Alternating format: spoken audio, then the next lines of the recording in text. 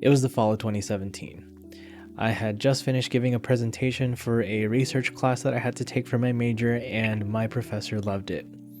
And that professor today is still a mentor of mine, but at that moment, they told me that I should probably apply for grad school. At the time, I didn't really know what I was doing. I had a minor in marketing.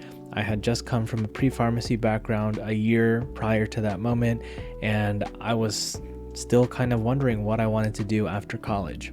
Fast forward to today, 3 years later, or about 4 years now, I am a semester away from graduating with my master's in communication, and I was stoked to apply to PhD programs because after all of these years, I've just gotten more and more experience and just more affirmations that I was ready to take the next step in my career, and that was to pursue a PhD.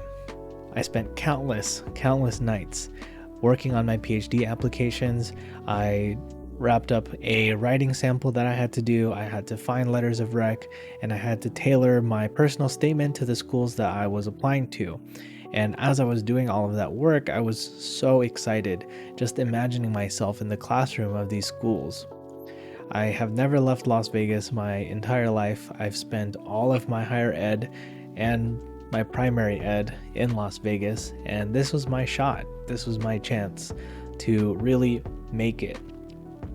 Or so I thought. I just thought that there was no way that both of these schools rejected me. I had worked so hard for this moment, and I was proud of everything I submitted, so there was just no way that anyone would reject me, right? And 2 months later, here we are.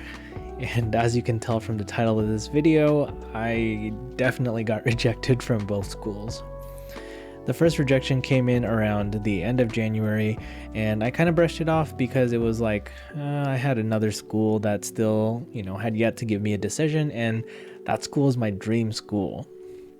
But last week, I actually got a rejection letter from them as well, and then I had to come to terms with the reality of I'm not going to be a student anymore after this May.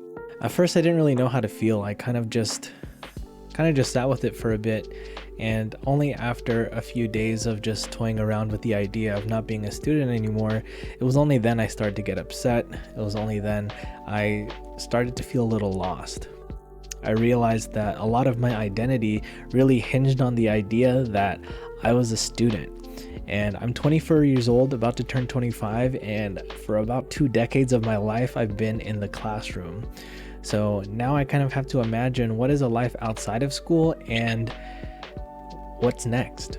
This video is pretty much just my attempt at scratching the surface of answering that question of what's next. So what is next, Johansson? And to that I answer, it's time to forge a new path.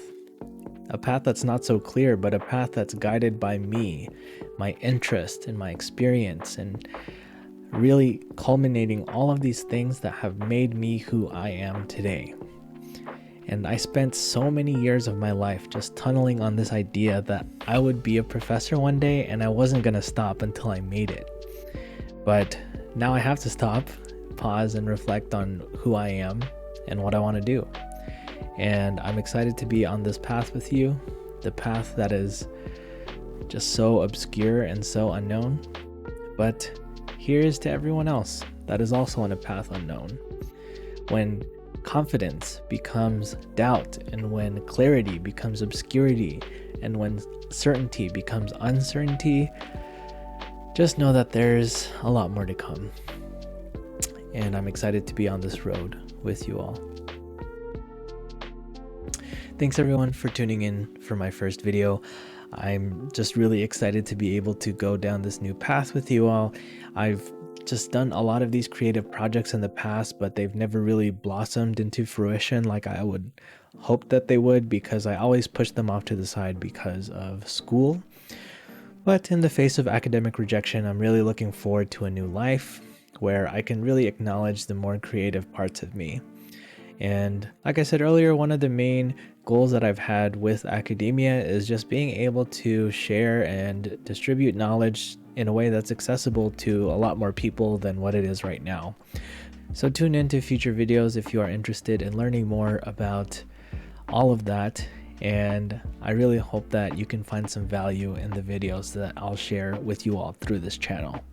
But thank you all again. If you liked the video, please leave a thumbs up. I really appreciate it. And I'll see you next time. Take care.